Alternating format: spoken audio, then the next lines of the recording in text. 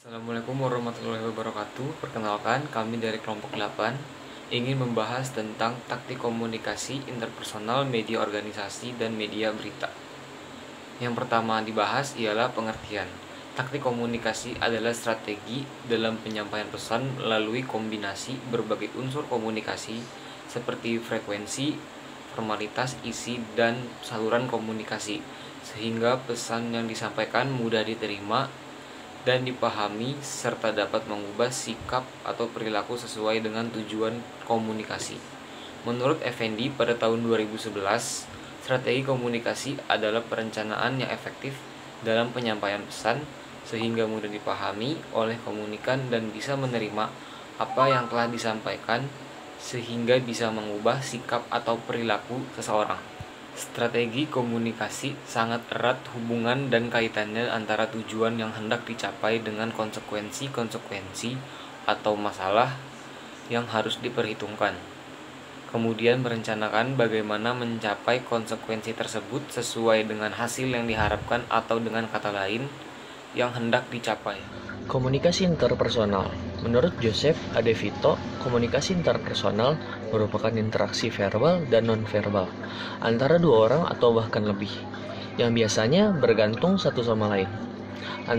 Tujuan komunikasi antar pribadi adalah untuk belajar diri sendiri, mempengaruhi sikap, perilaku, dan memberi bantuan kepada orang lain.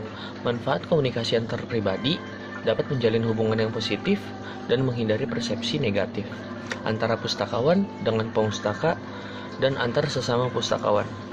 Taktik komunikasi interpersonal merupakan rencana yang telah dipilih untuk berinteraksi terhadap seseorang dengan tindakan yang akan dilakukan guna mencapai suatu tujuan bersama.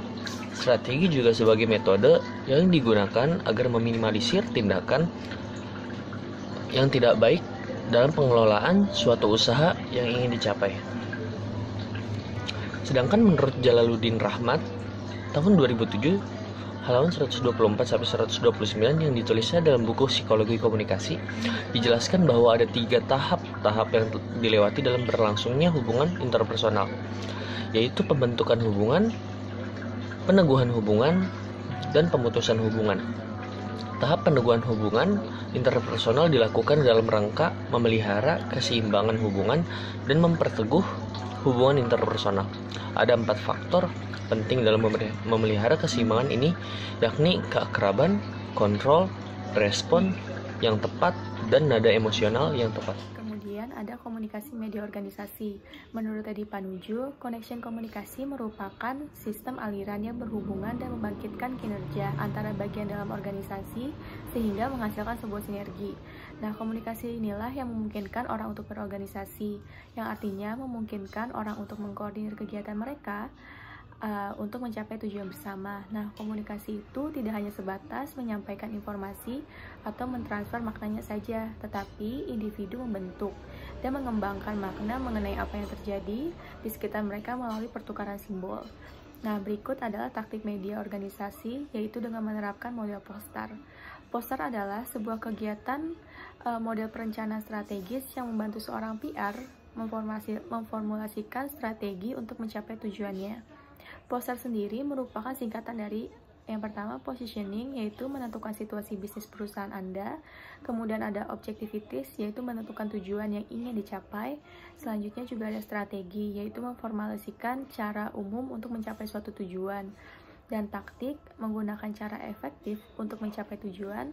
Ada administration, yaitu menentukan sumber daya yang dibutuhkan untuk mencapai suatu tujuan. Dan yang terakhir ada result, yaitu menghitung hasil eksekusi perencanaan PR yang diharapkan. Komunikasi berita. Berita adalah laporan tercepat mengenai fakta atau ide terbaru yang benar, menarik, atau penting bagi sebagian khalayak masyarakat.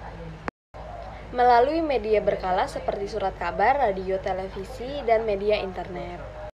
Topik umum untuk laporan berita meliputi perang, pemerintah, politik, pendidikan, kesehatan, lingkungan, ekonomi, bisnis, mode, dan hiburan, serta acara atletik atau acara unik atau tidak biasa. Proklamasi pemerintah tentang upacara kerajaan, hukum pajak, kesehatan masyarakat, dan kriminalitas telah dijuluki berita sejak zaman kuno.